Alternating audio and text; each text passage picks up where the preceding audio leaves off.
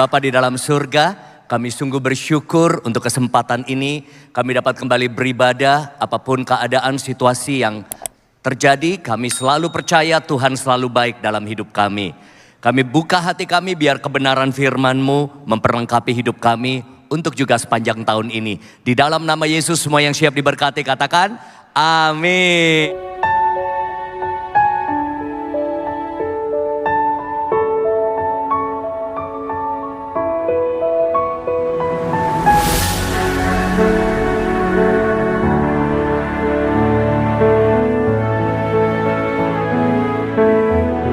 Belum duduk, beritahu kiri kanannya, semangat ya. Oke, apa kabar Bapak Ibu? Luar biasa, pagi-pagi begini mungkin ada yang terhalang dengan banjir. Tapi saya memantau semoga cepat surut dan beberapa bisa hadir di ibadah-ibadah berikutnya. Dan hari ini kita tanpa terasa kita sudah masuk di minggu ketiga di Januari 2026. Saya mau tanya, berapa banyak dari Bapak Ibu Saudara ingin melihat tahun ini menjadi tahun yang berbeda? Amin. Yang lebih baik, kita mengalami terobosan, kita bertumbuh, kita berbuah di dalam Kristus. Dan kita melihat banyak hal-hal baik terjadi dalam keluarga, bisnis, keuangan, dan aspek lainnya. Saudara, pertanyaannya adalah apa yang sudah kita lalui di 2025? Pasti ada keberhasilan dan kegagalan. Ada suka dan duka. Ada tawa dan air mata. Dan apa yang menjadi harapan saudara di 2026? Saya yakin kalau saya bertanya seperti ini pasti banyak orang berharap, mau lebih berhasil, lebih sukses, lebih kaya, lebih harmonis, lebih dapat banyak cuan. Tapi tahukah saudara bahwa tanggal 31 Desember beralih menjadi 1 Januari, hidup kita akan tetap sama. Kalau sikap hati kita, kebiasaan kita, pola pikir kita masih yang sama, saudara. Saya melihat di berita ada orang-orang yang nungguin di Times Square New York, ya, dari jam 2 siang untuk masuk area untuk melihat sebuah sebuah kembang api yang luar biasa, hanya hitungan menit. Dan saya menarik sekali, katanya kalau sudah masuk area itu nggak bisa keluar lagi. Jadi mereka ada yang bawa pampers, saya lihat ya. Jadi ada juga saya lihat tahun lalu tante saya nungguin dari sore sampai malam di depan Opera House di Sydney. Ada yang nungguin fireworks ya, bagus, menarik ya. Tapi saya mau beritahu setelah itu hidup kita tetap sama kok. Banyak orang mendambakan tahun yang baru, wah hidupnya baru. Makanya tempat gym fitness rame kalau awal tahun. Makanya dia ikat kita membership 1 tahun. Karena dia tahu April kembali lagi kadang-kadang udah malas datang ke gym ya. Nah hari ini kita mau belajar saudara. Bagaimana sih kita bisa melihat tahun ini menjadi tahun yang berbeda. Dan kita jalani bersama dengan Tuhan. Ada 7 things, ada 7 hal yang perlu kita miliki. Yang perlu kita rindukan. Kita sungguh-sungguh doakan, minta daripada Tuhan. Sehingga tahun ini menjadi tahun yang berbeda buat Jemaat Gilgal. Amin. Yang dimana kita bisa melihat janji-janji Tuhan semakin kenyataan dalam hidup kita. Yang pertama adalah heart, hati yang melekat pada Tuhan. Saudara, Alkitab katakan jagalah hatimu dengan segala kewaspadaan. Karena dari hatimu lah terpancar kehidupan. Cek kembali kondisi hati kita di Januari ini. Ada banyak hal yang mungkin kita lalui sepanjang tahun 2025 yang membuat kita tawar hati. Ada yang menjadi kecewa, ada yang mungkin jadi pahit, ada yang mungkin karena melihat masalah demi masalah merasa apa Tuhan adil dalam hidup saya. Atau mungkin ada konflik yang kita lalui, seringkali tanpa kita sadar kita bisa kehilangan namanya kasih mula-mula. Wahyu 2 ayat 4 di salah satu surat kepada jemaat Efesus waktu itu. Di sebuah teguran berkata seperti ini, namun demikian aku mencela engkau. Ada banyak hal baik yang dilakukan jemaat Efesus, tapi di situ dikatakan, namun demikian aku mencela engkau karena engkau telah meninggalkan kasihmu yang semula. Bisa saja ini teguran yang sama buat kita. Di tengah-tengah kita rajin pelayanan, kita datang ibadah pagi, kita aktif sini sana di dalam kegiatan gereja, tapi mungkin saya dan saudara sudah kehilangan kasih mula-mula. Makanya saudara kita ada di gereja lokal, Dengan tema bulan ini Home Sweet Home ya. Biar kita di gereja ini kita bisa bertumbuh lagi sama-sama dengan kasih yang mula-mula terus ada. Saya selalu rindu, saya suka minta secara berkala Tuhan buat hatiku terus bergairah. Dengan 27 tahun ikut Tuhan, saya rindu saudara kita sama-sama selalu bisa berkata sekali cinta Yesus, selamanya cinta Yesus. Amin. Sekali melayani Tuhan, selamanya melayani Tuhan. Tepuk tangan buat Tuhan Yesus kita yang luar biasa. Ada juga yang karena diberkati, kadang-kadang mungkin jadi sombong. Hati kita bisa, merasa hebat, merasa arogan. Oh, kita bisa semuanya ini tanpa Tuhan. Minta kembali hati yang mengasihi Tuhan dan sesama. Mari kita lihat ayat firman Tuhan yang menjadi reminder kita di awal tahun. Matius 22 ayat 37 sampai 38. Jadi kalau kita baca Alkitab yang tebal, kalau kita mau rangkum, ada di ayat ini saudara. Isi Alkitab ada di ayat ini, kita bisa rangkum esensinya. Jawab Yesus kepadanya, kasihilah Tuhan Allahmu dengan segenap hatimu dan dengan segenap jiwamu dan dengan segenap akal budimu. Itulah hukum yang terutama dan yang pertama. Dan hukum yang kedua yang sama dengan itu ialah kasihilah sesamamu manusia seperti dirimu sendiri. Saudara, tahun ini akan menjadi berbeda ketika kita selalu punya hati yang mengasihi Tuhan dan mengasihi sesama. Amin. Ada sebuah statement yang luar biasa berkata, a heart aligned with God determines the quality of the year. Apapun saudara yang kita mau capai di tahun 2026, kita perlu punya hati yang selaras dengan Tuhan. Orang bisa punya visi, tapi kalau hatinya tidak selaras dengan Tuhan, dia akan mengarah ke arah yang salah. Jadi sebelum punya arah yang benar, kita harus punya hati yang benar dulu. Katakan amin. Yang kedua, mindset. Pikiran yang diperbaharui. Saudara, pikiran kita ini selalu mendahului kenyataan hidup. Jadi sebelum kenyataan terjadi, seringkali itu sudah tercipta di pikiran kita.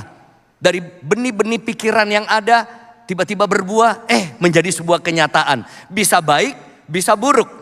Bisa negatif, bisa positif. Makanya ada istilah mentalitasmu menentukan realitasmu. Mentalitasmu menentukan aktivitasmu. Mentalitasmu menentukan fasilitas apa yang kita dapatkan.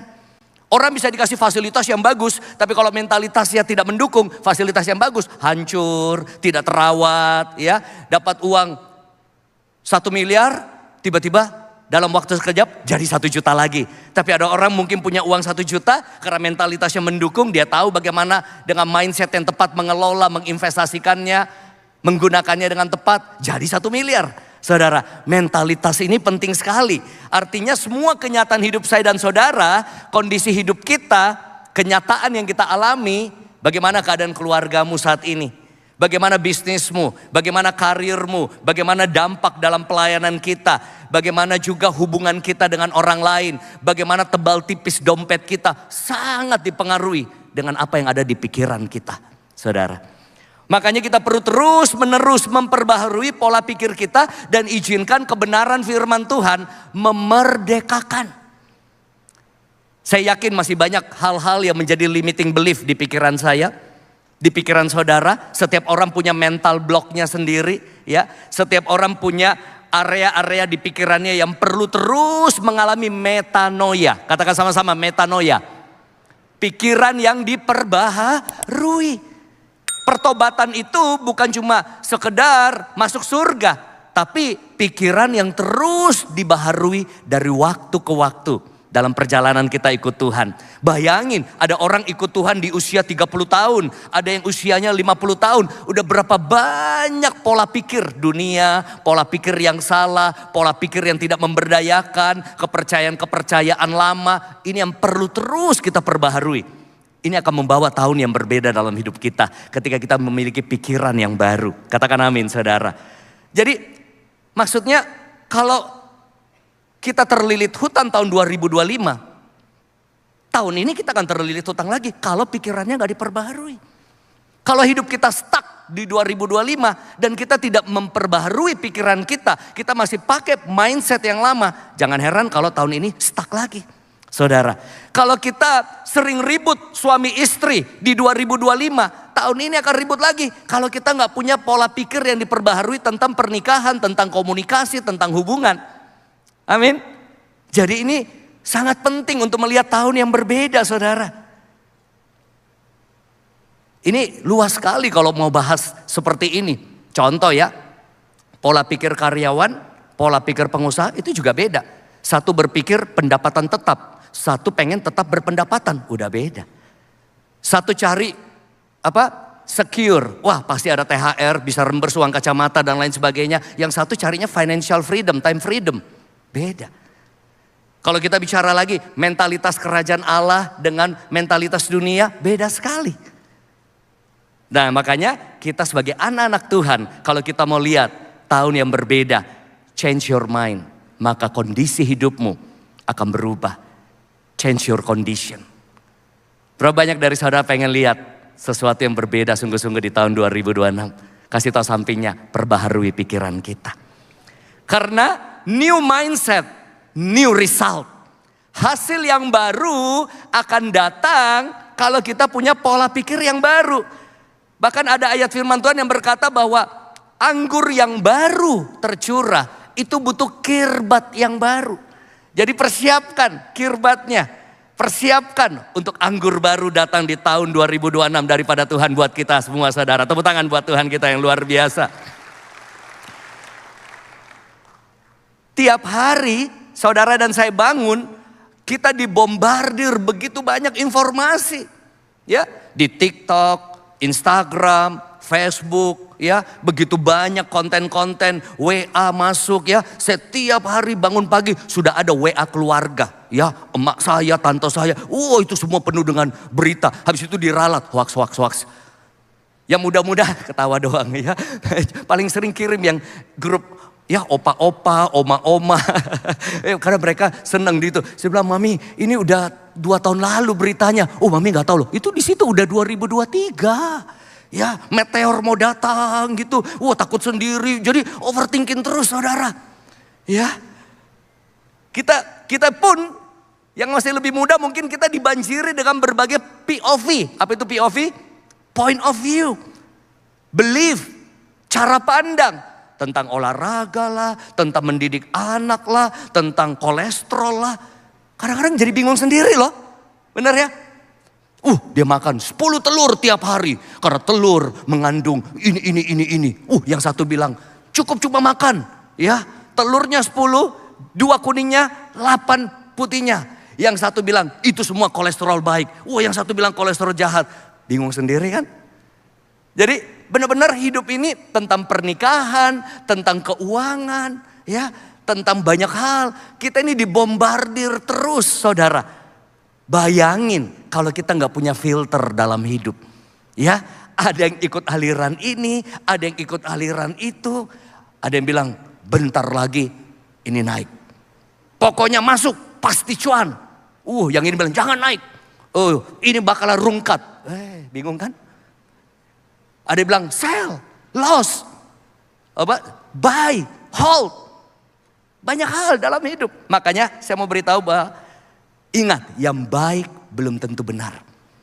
Katakan sama-sama, yang baik belum tentu benar. Ada banyak tips, ada banyak strategi, ada banyak masukan-masukan yang bagus banget kelihatannya secara positif. Untuk rumah tangga, untuk bisnis, untuk keuangan. Tapi belum tentu benar. Makanya jemaat Gilgal harus rajin baca firman. Itu filter kita. Bagaimana tahu uang asli atau uang palsu? Simple, kita harus tahu uang asli yang mana. Bagaimana tahu ini benar atau salah? Kita harus pegang kebenaran yang mutlak. Dan selalu yang saya tanamkan dalam hidup saya begini. Apapun masukan dokter, profesor, pakar, orang hebat, even pendeta, gembala. Kalau tidak selaras dengan firman, pilih firman. Itu kebenaran absolut, mutlak dalam hidup kita. Amin saudara. Makanya pastikan firman Tuhan jadi standar berpikir kita, mindset kita. Mari kita baca Mazmur 1 ayat 1-3. Berbahagialah orang yang tidak berjalan menurut nasihat orang fasik. Yang tidak berdiri di jalan orang berdosa. Dan yang tidak duduk dalam kumpulan pencemooh. Tetapi yang kesukaannya ialah Taurat Tuhan. Dan yang merenungkan Taurat itu siang dan malam. Ia seperti pohon yang ditanam di tepi aliran air. Yang menghasilkan buahnya pada musimnya. Dan yang tidak layu daunnya. Baca sama-sama. Apa saja yang diperbuatnya berhasil. Amin. Satu lagi saudara, Yosua 1 ayat 8 berkata apa? Kita baca sama-sama dengan suara keras. Janganlah engkau lupa memperkatakan kitab Taurat ini, tetapi renungkanlah itu siang dan malam, supaya engkau bertindak hati-hati sesuai dengan segala yang tertulis di dalamnya. Sebab dengan demikian perjalananmu akan berhasil dan engkau akan beruntung.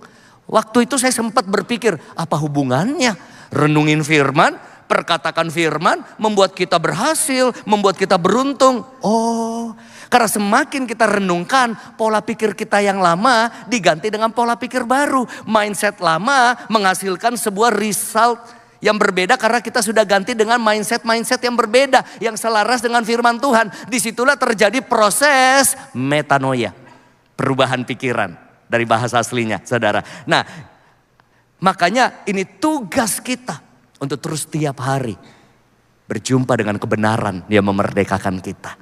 Amin, saudara. Yang ketiga, kita perlu memiliki vision. Visi yang memberi arah dan kejelasan. Supaya ini menjadi tahun yang berbeda buat saya dan saudara. Dan kita bersyukur kita ada di gereja lokal yang membantu kita untuk menemukan visi Tuhan dalam hidup kita. Ada visi gereja, ada visi perusahaan, ada visi juga yang perlu kita dapatkan dari Tuhan untuk keluarga kita. Untuk mungkin masa depanmu, untuk mungkin karirmu. Dan kita perlu minta dari Tuhan, Tuhan apa yang Tuhan mau dalam hidupku di tahun ini. Dan visi Tuhan seringkali berhubungan dengan kita jadi apa, kita melakukan apa, dan kita memiliki apa. Being, doing, having. Ya, jadi kadang-kadang ada hal-hal yang jujur belum clear. Tuhan seperti apa ya? Makanya kita terus berdoa supaya itu semakin clear. Ada namanya clarity, kejelasan. Dan ini butuh kebergantungan dengan Tuhan supaya Tuhan bukakan step by step. Ya, mulai semakin jelas. Oh, ini yang Tuhan mau. Oh, ini yang Tuhan inginkan. Makanya jemaat Tuhan, jemaat Gilgal, kita perlu dapat visi dari Tuhan. Amin. Minta visi untuk keluargamu. Minta visi untuk bisnismu. Minta visi untuk karirmu. Apa yang Tuhan ingin kita kerjakan. Pertumbuhan apa yang bisa terjadi. Buah-buah apa yang bisa kita hasilkan. Minta visi untuk pelayananmu. Minta visi untuk kesehatanmu. Keuanganmu, saudara. Sama seperti kita pakai Google Maps atau Waze. Kita selalu harus set destination. Ya, bukan cuma tahu kita posisinya di mana, tapi kita mau tahu tujuannya kemana. Kalau enggak apa? Muter-muter, saudara. Makanya selalu rindukan minta direction dari Tuhan. Arahan dari Tuhan. Khususnya tahun 2026. Berapa banyak dari saudara sudah pakai akhir tahun dan awal tahun ini untuk minta Tuhan. Apa arah untuk 2026 buat hidup saya. Apa yang Tuhan mau saya lakukan. Tuhan apa visi yang kau berikan buat saya. Mungkin buat keluargaku, pekerjaanku untuk tahun 2026 ini. Karena Amsal 29 ayat 18 berkata apa? Bila tidak ada wahyu, menjadi liarlah rakyat. Jadi kalau kita berjalan tanpa arahan Tuhan, kita kelihatannya sibuk. Tapi belum tentu produktif. Kita kelihatannya, wah rasana sini, kayaknya kerasa kerusuk. Tapi salah arah, kan sayang banget. Udah cepet lagi, tapi salah arah. Nyangkut, saudara. Makanya butuh banget. Tahun 2026 akan berbeda kalau kita berjalan dengan visi Tuhan. Amin. Masih pagi-pagi ya. Mana tepuk tangannya, semangat buat Tuhan.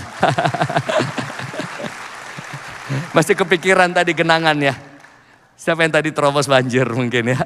Bisa ada di sini, senang sekali kita bisa tetap ibadah. Mazmur 32 ayat 8. Aku hendak mengajar dan menunjukkan kepadamu jalan yang harus kau tempuh. Berarti Tuhan yang kita sembah, Tuhan yang senang memberikan direction. Katakan amin.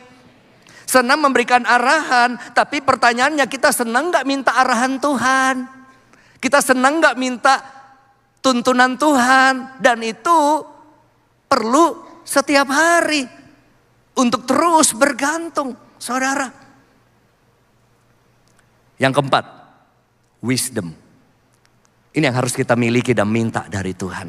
hikmat dan strategi. Kan sudah punya visi nih, tapi bagaimana mewujudkannya? Bagaimana mencapainya? Bahkan menjalani hidup ini masih panjang. Waktu terasa cepat berlalu. Sudah 3 minggu loh kita.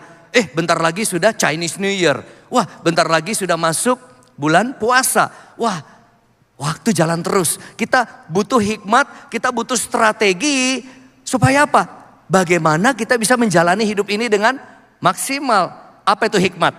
Hikmat berasal dari bahasa Yunani yang disebut Sophia. Ada nama Sophia di sini. Itu artinya hikmat lah. Katakan sama-sama, Sophia. Sophia itu diterjemahkan dalam bahasa Inggris wisdom.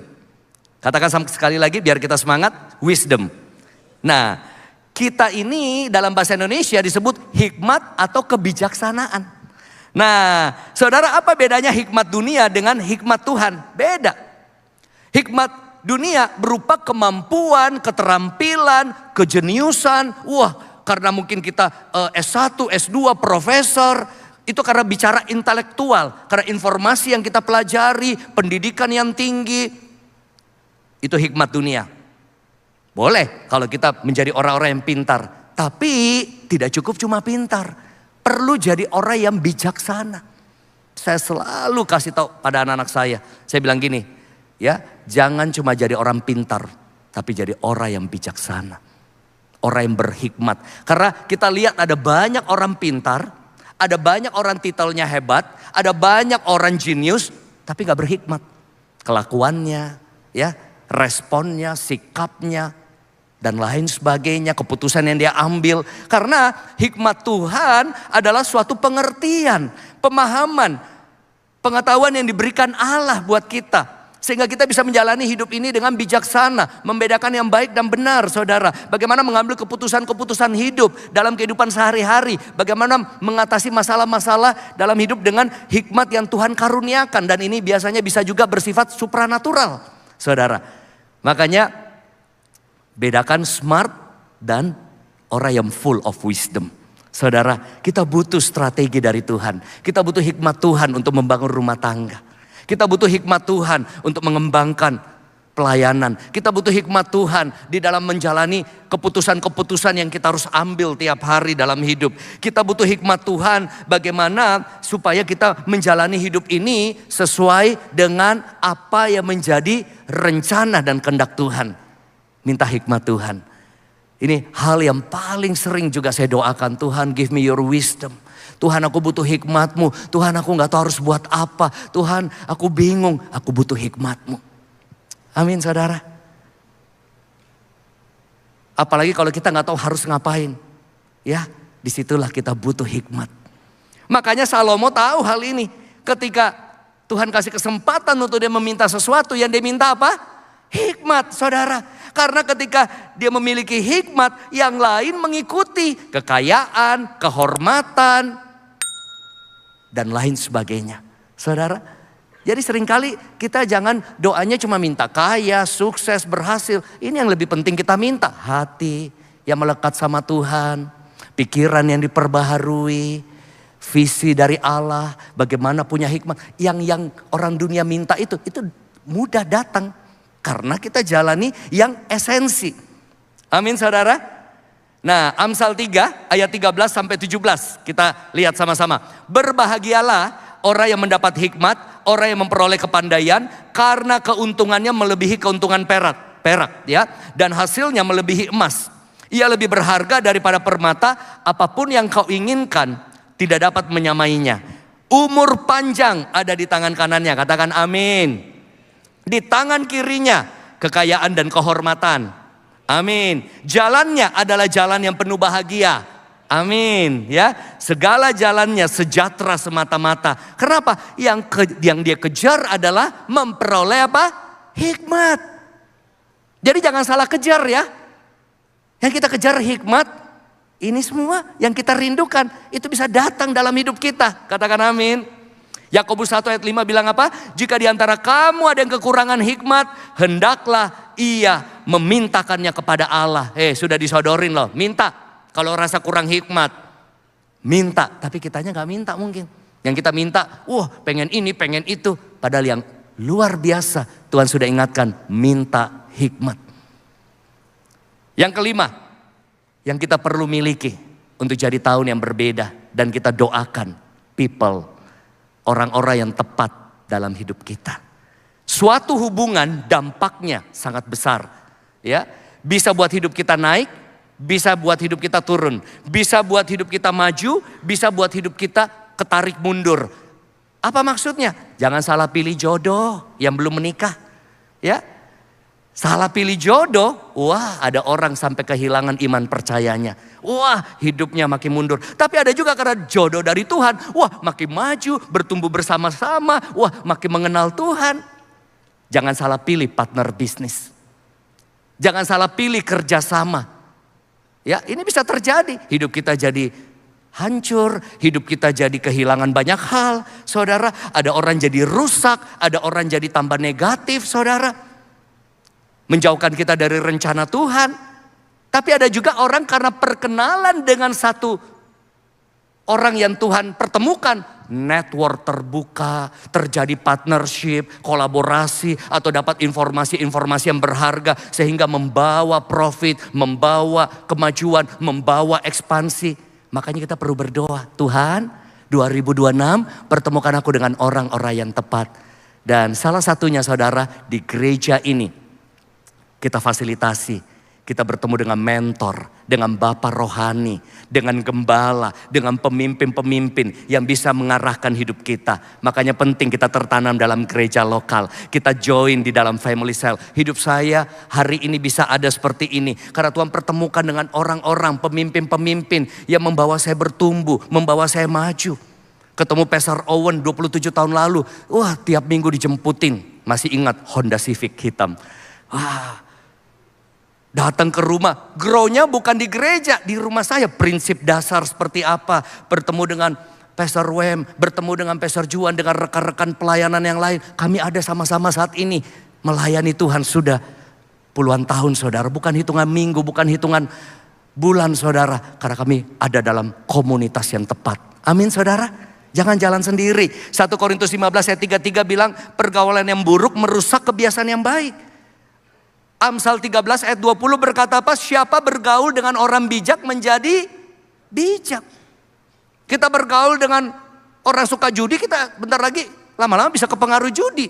Kita bergaul dengan orang suka mabuk, minum, klub malam, sebentar lagi kita juga ada di situ tiap malam. Penting kita bergaul dengan orang tepat.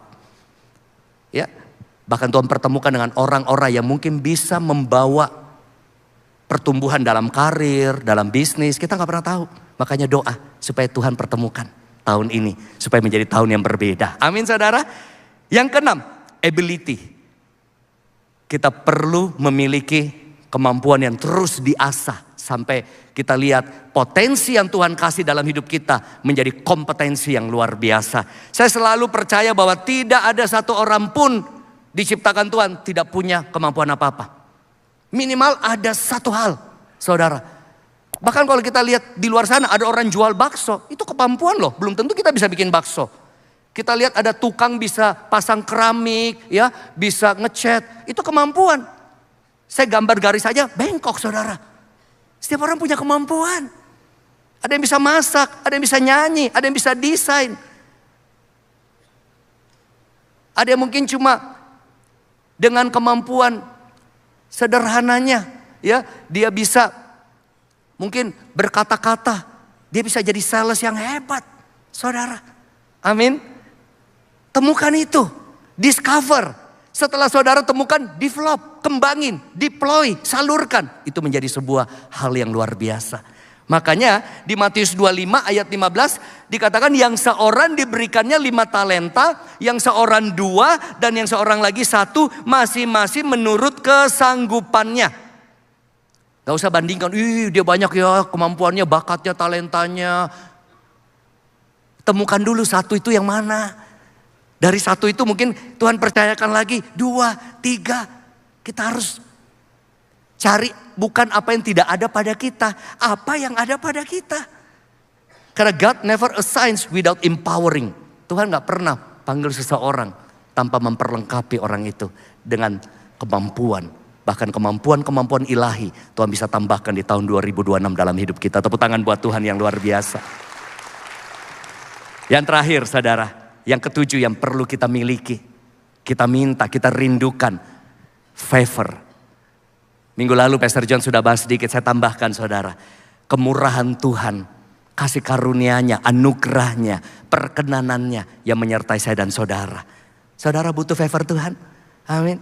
Karena mau punya kemampuan hebat, punya visi, punya strategi, kita butuh favor. Karena ada hal di mana kita nggak layak, kita nggak mampu, kita terbatas. Tuhan yang mampukan, Tuhan yang layakkan, Tuhan yang buka anugerahnya buat kita. Amin saudara. Kita butuh kemurahan Tuhan. Supaya kita tahu bahwa ada hal-hal dalam keterbatasan saya dan saudara. Ada jalan yang tertutup, ada pintu yang sulit terbuka. Ada sesuatu yang kita nggak bisa kerjakan dengan kuat dan gagahnya kita.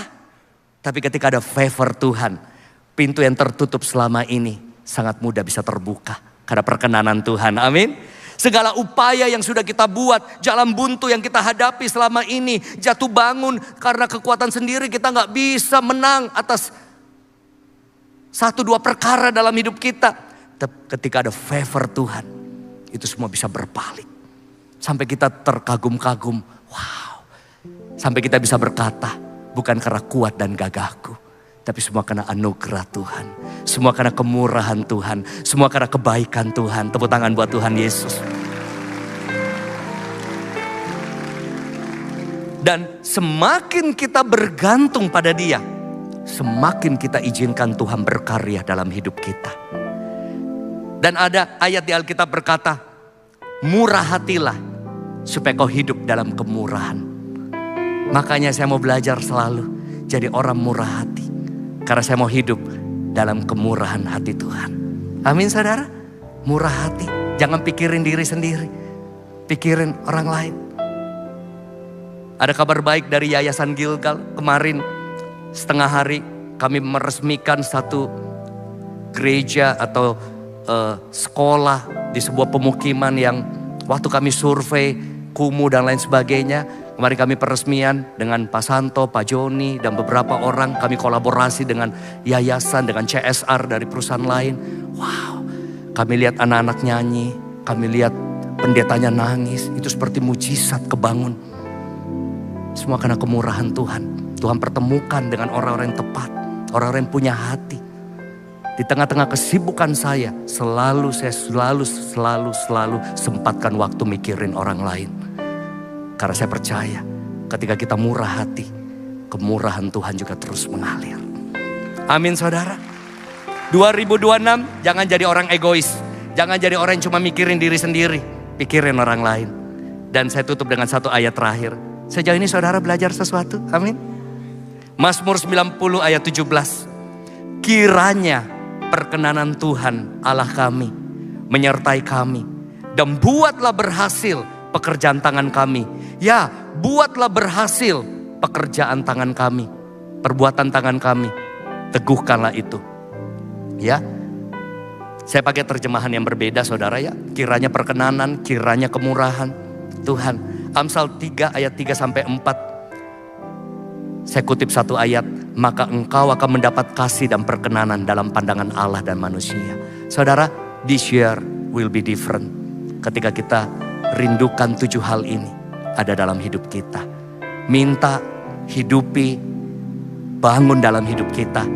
Biar tahun ini berbeda dari tahun sebelumnya. Lebih baik, lebih bertumbuh, lebih berbuah, lebih harmonis. Ada peningkatan, ada progres. Amin saudara. Bapa di dalam surga, tahun demi tahun kami lalui. Kami mau selalu katakan Tuhan selalu baik. Kalau Tuhan sudah bantu, tolong kami di tahun-tahun sebelumnya. Tahun ini, tolong kami lagi Tuhan. Untuk terus hidup dalam rencanamu. Untuk terus tetap setia. Untuk terus punya hati yang melekat. Pikiran yang dibaharui. Kami dapat hikmat. Kami dapat visi dari Tuhan. Dipertemukan dengan orang-orang yang tepat. Kami terus dapat mengembangkan kemampuan-kemampuan, potensi, talenta, bakat yang Tuhan sudah berikan. Dan kami sangat butuh anugerah, kasih karunia, grace, favor dari Tuhan. Karena kami terbatas, kami butuh Tuhan yang tidak terbatas. Kami mau melihat rencana-Mu nyata semakin hari dalam hidup kami. Dalam nama Yesus, Jemaat Gilgal yang diberkati, katakan amin. Wow.